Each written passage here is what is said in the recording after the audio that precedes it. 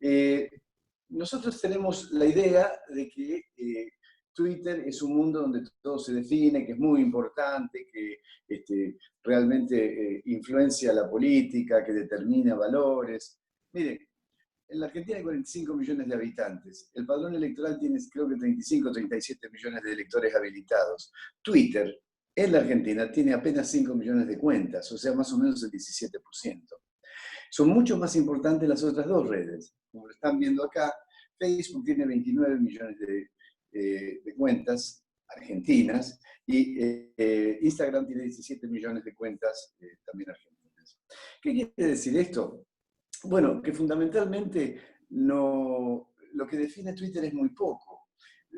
Eh, ¿Por qué define al final? ¿Qué es lo que sucede con Twitter? Que los medios lo replican. Entonces los medios hablan de un trending topic, por ejemplo, y dicen que algo se viralizó, cuando en realidad el algoritmo de Twitter, para decir que un determinado Twitter es trending topic, se conforma con alrededor de más o menos 300, 400 réplicas, 300 interacciones, o sea, se reenvía 300 veces a usuarios únicos, entonces eso es un trending topic. Por otro lado, los trending topics no son constantes. Un trending topic puede durar 1 minuto, 10 minutos, 1 hora, 2 horas. La viralización, que es mayor, es para el algoritmo que utiliza Twitter, es cuando hay una serie mayor de interacciones, o sea que el que emite el primer Twitter se lo emite a sus seguidores, que sean, digamos, 1000, de esos 1000, 200 lo replican, cada uno a sus seguidores, esos segunda línea de seguidores a su vez lo replican, es decir, que tiene varios retweets encadenados. Esto es viralización y lo consideran cuando más o menos los usuarios únicos que replican en las distintas instancias superan los 1000 casos. La verdad que pensando en 37 millones de lectores, 1000 casos es insignificante. Entonces la pregunta es, ¿por qué tiene tanta importancia? O se dice que tiene tanta importancia a la hora de determinar los contenidos de opinión pública, las interpretaciones. La semana pasada hablábamos del proceso interpretativo, de producción social de sentido, de sociosemiótica. ¿Por qué decimos eso? Bueno, porque los medios, que muchas veces necesitan, por no decir siempre, noticias espectaculares para tener rating, deciden que algo es muy importante porque se fue tendencia en Twitter. ¿Y cuánta fue la tendencia? Y 300 réplicas, 500. La verdad que sobre un electorado de 37 millones, 500, 1000, 2000, 5000 réplicas no tiene ninguna incidencia. La empieza a tener cuando los medios la replican. Ahora, también hay que tener en cuenta que replican ciertos tweets, ciertas tendencias, ciertas viralizaciones, y no todas. Solamente replican aquellas que tienen consistencia con sus líneas editoriales, que a su vez tienen consistencias o con sus compromisos políticos o con sus preferencias políticas generadas por la famosa pauta publicitaria. Entonces, lo que tenemos es fíjense, el Twitter, lo que uno expresa en un Twitter es una interpretación de un hecho, cualquiera, lo que sea. Cristina Kirchner, no sé qué, Alberto Fernández, lo que sea. Es una interpretación. Ahora, cuando los medios lo levantan, no están interpretando el hecho central, están interpretando la interpretación. O sea, lo que tenemos en los medios es una interpretación de una interpretación sesgada por la línea política, la línea editorial del medio que lo replica. Así que realmente es una deformación tremenda lo que producen, porque ahí sí, imaginemos un programa de noticias que tiene 4 puntos de rating, tiene entre 800.000 y 1 millón de televidentes asistiendo. Ahí sí se replica, pero no se replica por la red en sí misma, se replica por la visibilidad mediática excesiva o sobre visibilidad que le dan los medios de comunicación. Esto en cuanto a lo significativo, a lo representativo que puede tener Twitter, porque todos vemos mucho más Twitter en los medios que Facebook y que Instagram. Sin embargo, fíjense que Twitter tiene más o menos un poco menos de un tercio de lo que tiene Instagram en cuanto a seguidores, y más o menos la sexta parte de lo que tiene Facebook. Lo que ocurre es que Twitter es mucho más manejable, se ha instalado como un espacio de debate y un espacio de odio también, como se refería recién, como hablaba recién colega Raúl Tinerman. Y por otro lado, tiene lo que Federico González mencionaba, del poder de la palabra.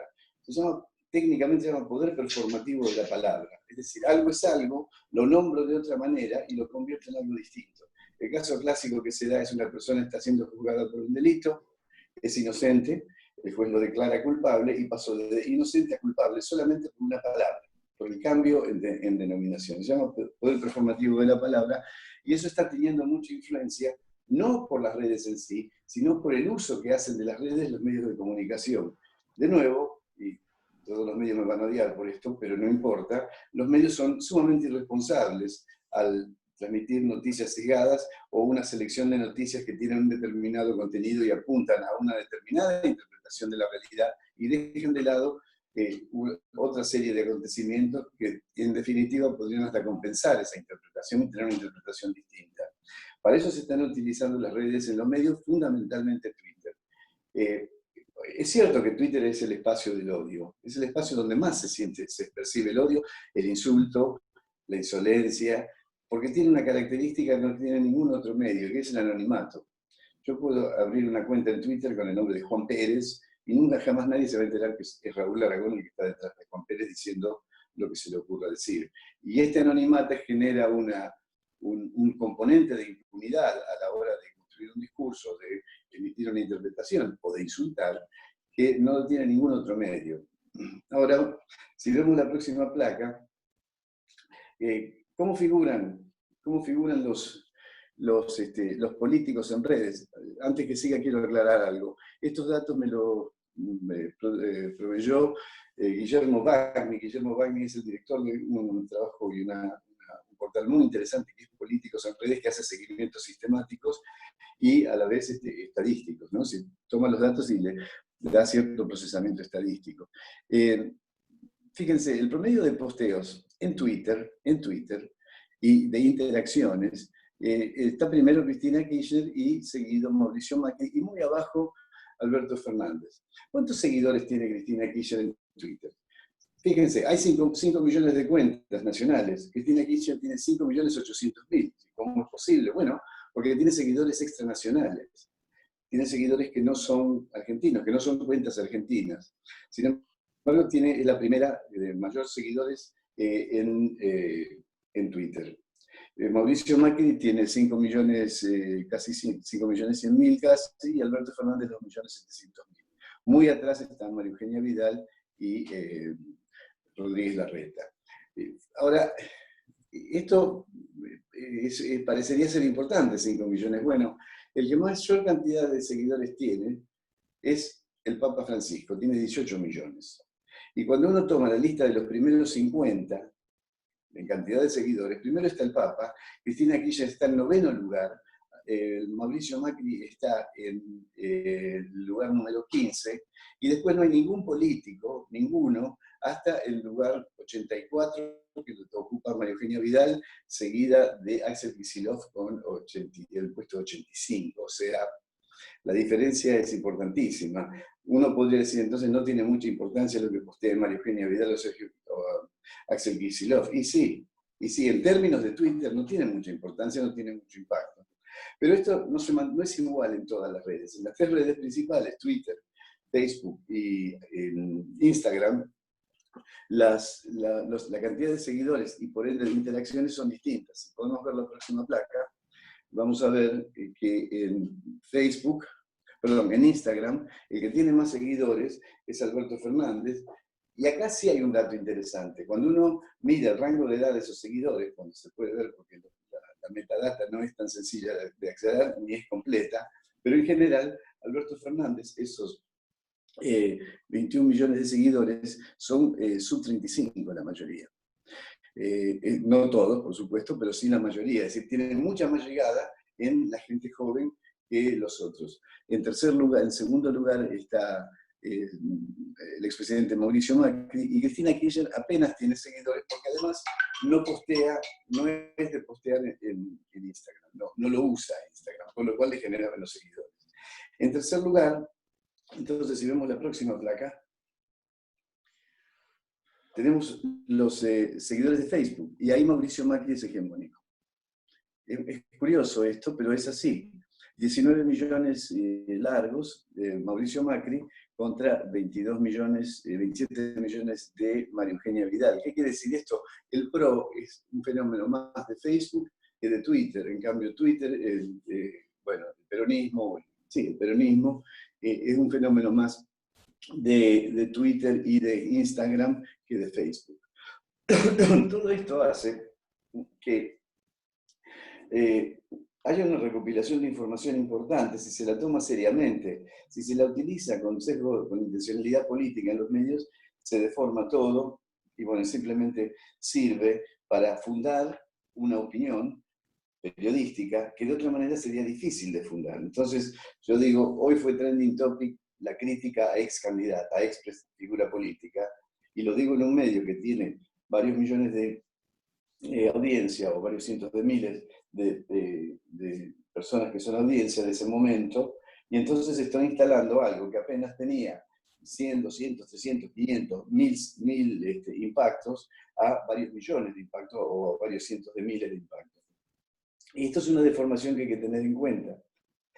Por último, y para terminarlo, para lo que sí sirven las redes, más allá de la utilización política, en términos sociológicos, y yo diría psicosociales, que es lo que los analistas de redes llaman sentiment analysis. Es decir, lo que hacen es mirar los tweets, mirar los posteos de Facebook y mirar los posteos de Instagram, y los analizan con un algoritmo que les analiza el sentimiento que hay detrás de esos posteos. Es decir, hay odio, hay amor, hay rechazo, hay aceptación. Este es, para no, lo elegí uno de hace un tiempo, desde el comienzo de mayo, porque no quiero estar hablando de política actual con esto. No me parece correcto. Estoy explicando un fenómeno que no tiene que ver con la política, sino que tiene que ver con la comunicación social. Y por eso no quería mezclarlo con la política, y para eso elegí un posteo relativamente viejo. Este es comienzo de mayo, estamos a comienzo de julio, esto ya fue. Pero fíjense, los sentimientos positivos en la primera semana de mayo respecto del presidente Alberto Fernández superaban ampliamente, casi el doble, no exactamente, pero casi el doble, los sentimientos negativos. Esto se puede hacer mucho más fino, se puede, este es un análisis de positividad y negatividad. Uno también podría hacer un análisis con el mismo algoritmo, dándole criterios de búsqueda distinta, un análisis de temor, seguridad, rechazo, aceptación, esperanza, desesperanza. Para esto sí es muy útil, para analizar más allá de intención de voto, más allá de filiación política, en general, qué es lo que está sintiendo la sociedad en sus distintos componentes. Esto está sintetizado, pero ese 54 y ese 30 se podrían abrir también por rango de edad, se podrían abrir por nivel educativo, por nivel socioeconómico, por género, etc. Y no es solamente sobre los políticos, sino que uno podría analizar el sentimiento de la sociedad respecto de muchas cosas, de la inseguridad, de la inflación, del futuro, de la calidad de servicios del gobierno de la ciudad, de cualquier opción de esas, es factible abrir un análisis de este tipo. Pero lo que sí queda muy claro, cuando uno mira estos números realmente, es que hay una sobrevaloración, y yo diría una sobrerepresentación y una sobreutilización de lo que se encuentra en las redes respecto de un interpretador de la realidad. Es decir, como interpretador de la realidad, las redes solamente sirven para ciertas cosas y no para todas las que se la utiliza, sobre todo en los medios. Por otro lado, como decía, si hay un espacio propicio para el odio, es Twitter, ¿no? Y esa es la red social que menos representatividad social tiene y que mayor visibilidad mediática tiene. Esto es una deformación que introducen los medios de comunicación, no lo introduce la política. Lo introducen los medios de comunicación y al introducirlo terminan por influenciar la política, porque los políticos se ven obligados a participar, a responder, etcétera, con twitters que a su vez son viralizados de nuevo, no mediante la misma plataforma, sino mediante los medios de comunicación. Esto es lo que tenía para decir, no me quiero extender.